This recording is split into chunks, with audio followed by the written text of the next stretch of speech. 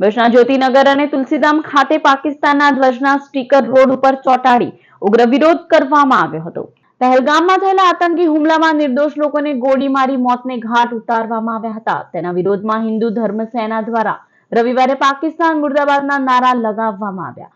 હિન્દુ ધર્મ સેના, બજરંગ યુવા સેના સહિત ભરૂચ શહેર તથા જિલ્લાના સર્વે હિન્દુ ભાઈઓ એકત્રિત થઈ પાકિસ્તાન વિરોધી સૂત્રોચ્ચાર કરી વિરોધ પ્રદર્શન કર્યું।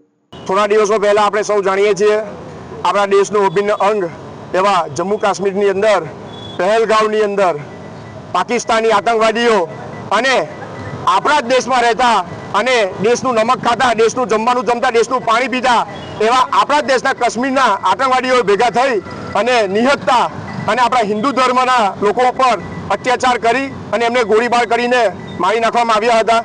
જેમાં કોઈકે પોતાના પતિને ગુમાવ્યો, કોઈકે પિતાને ગુમાવ્યો, કોઈકે ભાઈને ગુમાવ્યો, જ્યારે કોઈકે દીકરાને ગુમાવ્યો। તો આવા નિહત્તા લોકો પર અત્યાચાર કરી અને ધર્મ પૂછીને એમની હત્યા કરવામાં આવી ત્યારે આજે હિન્દુ ધર્મ સેના ભરૂચ અને બજરંગ યુવા શક્તિ ગ્રુપ દ્વારા ભોલાવ વિસ્તારની અંદર આ વસ્તુ માટેનો ખૂબ જ કાયદાપૂર્વક જે હુમલો કરવામાં આવ્યો છે એને વખોડી એનો વિરોધ કરવામાં આવે છે।